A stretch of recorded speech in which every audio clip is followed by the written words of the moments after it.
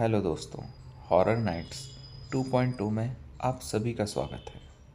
दोस्तों, हम अक्सर कहते हैं कि मौत एक बार आती है, पर उनका क्या जो हर रात मरते हैं। आज की ये कहानी हमें भेजी है हरियाणा के एक छोटे से गांव के रहने वाले सुमित ने। सुमित कहते हैं कि ये कहानी उनके दादाजी के वक्त की है। एक ऐसी घटना जिसने उनके पूरे खानदान को बर्बाद कर दिया। तैयार हो जाइए, क्योंकि ये कहानी सुनने के बाद शायद आप रात को अपने घर की खिड़कियां खुली रखने की हिम्मत ना कर पाएंगे। तो चलिए अब बढ़ते हैं हम अपनी कहानी की ओर। और दोस्तों, ये कहानी हम सुमित के पॉइंट ऑफ व्यू से सुनेंगे। तो चलिए करते हैं शुरू। बात लगभग 40 साल पुरानी है। मेरे दादाजी, जिनका नाम पंडित हरिराम था, वो अपने वक्त के बहुत बड़े वैद्य और तंत्र विद्या के जानकार माने जाते थे। हमारा गांव एक घने जंगल के मुहाने पर बसा हुआ था। उस वक्त बिजली नहीं हुआ करती थी, सिर्फ मिट्टी के तेल के दिए जलाए जाते थे। गांव के बाहर एक पुरानी बावली थी जिसको स्टेप वेल भी कहते हैं, जिसे लोग अंधेरी बावली कहते थे।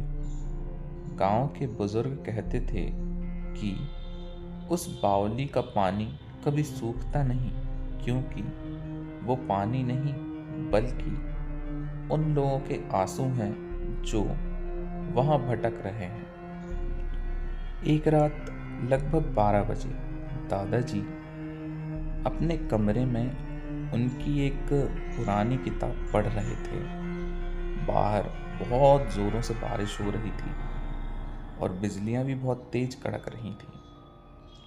बारिश की बूंदें खपरेल की छत पर इतनी जोर से गिर रही थी जैसे कोई हजारों हाथ एक साथ छत को पीट रहे हों। दोस्तों, खपरेल छत वो होती है जो आप लोगों ने पुराने घरों में देखी होगी, जिनके छत को खप्पड़ों से कवर किया जाता है। तभी अचानक हमारे घर का बाहरी सागौन का दरवाज़ा किसी ने खटखटाया। आवाज़ धीमी थी, पर उस सन्नाटे में वो सीधे कलेजे को चीर रही थी। दादाजी ने एक दिया उठाया और दरवाजे की तरफ बढ़े। उन्होंने जैसे ही कुंडी खोली, सामने एक औरत खड़ी थी। उसके कपड़े पूरी तरह भीगे हुए थे, पर अजीब बात ये थी, उन कपड़ों से पानी नहीं बल्कि काली मिट्टी झड़ रही थी। खैर, इन सब पर ध्यान ना देते हुए और ख़राब मौसम के कारण दादाजी ने इन चीज़ों पर ज़्यादा ध्यान ना दिया और दादाजी ने उससे पूछा, बेटी, इतनी रात को यहाँ क्या कर रही हो? उस औरत ने अपना चेहरा ऊपर उठाया। दादाजी का दिया उनके हाथ से गिरते गिरते बचा। उस औरत की आंखें नहीं थीं, सिर्फ 2 खाली गड्ढे थे, जिनमें से लगातार कीचड़ बह रहा था। उसने एक पुराना मिट्टी से सना हुआ झोला, या जिसे बैग भी कहते हैं, दादाजी की तरफ बढ़ाया और एक सड़ी हुई आवाज में बोली, पंडित जी, मेरा बच्चा बीमार है, इसका इलाज कर दो। दादाजी तंत्र वगैरह भी जानते थे। उन्हें उस औरत की हालत देखकर समझ में आ गया कि ये कोई इंसान नहीं है, पर उनका उसूल था कि जो दरवाजे पर आया है उसे खाली हाथ नहीं भेजना है। उन्होंने उस झोले को उस औरत से लिया और खोला। उसके अंदर कोई बच्चा नहीं था, बल्कि एक इंसान की कांची, या जिसे जॉबोन भी कहते हैं, और कुछ पुराने जेवर थे जो बिल्कुल काले पड़ चुके थे। दादाजी को ये देखकर बहुत गुस्सा आया और उन्होंने गुस्से में कहा, चली जाओ यहाँ से। ये कोई मृत लोगों का घर नहीं है। यहाँ तुम्हारा कोई काम नहीं। वो औरत वहाँ से चली गई, पर जाते जाते उसने मेरे दादाजी के कमरे की दीवार पर अपने मिट्टी वाले हाथ से एक निशान बना दिया। उस दिन के अगले दिन से हमारे घर में अजीब घटनाएं होना शुरू हो गईं। सबसे पहले हमारी सबसे अच्छी गाय खूंटे पर मरी हुई मिली। उसका शरीर ऐसा पिचका हुआ था जैसे किसी ने उसका पूरा खून और मांस अंदर से खींच लिया हो। मेरे पिताजी, जो उस वक्त सिर्फ 10 साल के थे, उन्होंने बताया कि रात को उन्हें अपने कमरे की छत पर किसी के रेंगने की आवाज़ आती थी। ऐसा लगता था जैसे कोई भारी चीज़ छत पर घिसट रही हो। ये सब घटनाओं के कारण दादाजी ने घर के चारों तरफ तंत्र का पहरा लगा दिया, पर वो शक्ति बहुत प्रबल थी। तीसरी रात को दादाजी को नींद नहीं आई।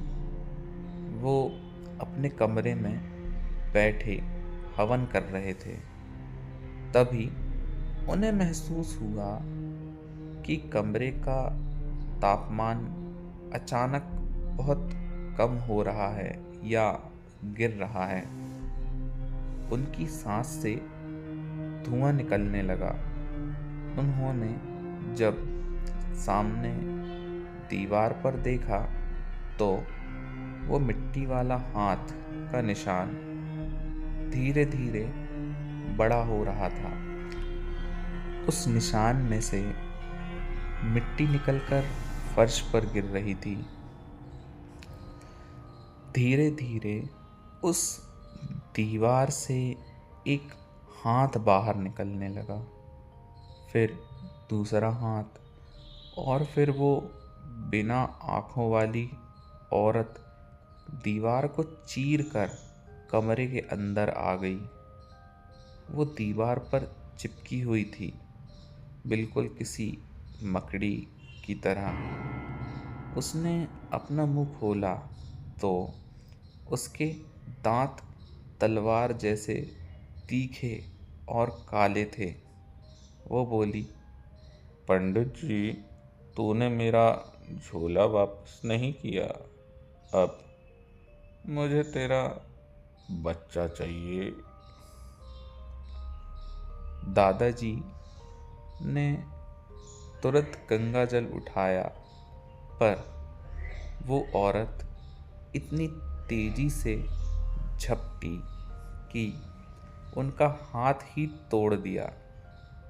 दादाजी दर्द से कराह उठे। उस औरत ने मेरे पिताजी के कमरे की तरफ बढ़ना शुरू किया।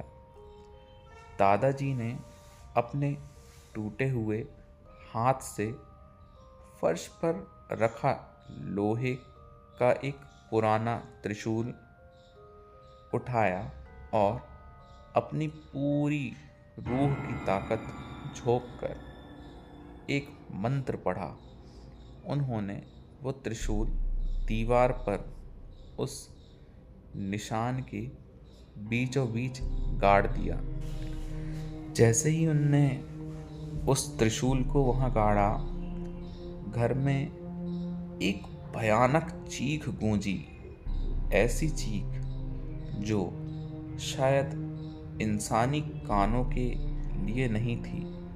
पूरा घर हिल गया। वो औरत मिट्टी में बदलकर फर्श पर ढेर हो गई। पर डर यहाँ खत्म नहीं हुआ। दादाजी ने जब उस मिट्टी को हटाया तो उसके नीचे उन्हें वही पुराना झोला मिला जो उन्होंने वापस कर दिया था। उस झोले के अंदर अब एक नई चीज थी। दादाजी की अपनी ही एक पुरानी फोटो, जिस पर मिट्टी से खत्म लिखा हुआ था। उस रात के बाद दादाजी कभी ठीक नहीं हुए। उनका वो हाथ जो उस औरत ने पकड़कर तोड़ दिया था, धीरे धीरे मिट्टी में बदलने लगा। उन्होंने अपने मरने से पहले मेरे पिताजी को कहा था कि इस घर को छोड़ दो और कभी पीछे मुड़कर मत देखना। हमने वो घर छोड़ दिया। पर आज भी जब हमारे ख़ानदान में कोई बीमार पड़ता है तो उसे अपने कमरे की दीवार पर मिट्टी वाले हाथ का निशान दिखता है। कहते हैं कि वो औरत आज भी उस अंधेरी बावली में बैठी है और हर उस शख्स का इंतज़ार कर रही है जो रात के सन्नाटे में उस रास्ते से गुज़रता है। तो दोस्तों, ये थी सुमित की भेजी हुई कहानी। क्या आपके साथ भी कभी ऐसा हुआ है कि आपको लगा हो कि कोई दीवार के उस पार से आपको देख रहा है? सोचिए और सावधान रहिए, क्योंकि हमारे चैनल पर आने वाली अगली कहानी और भी भयानक होगी। इसलिए हेडफोन्स लगाकर ही कहानियाँ सुनें।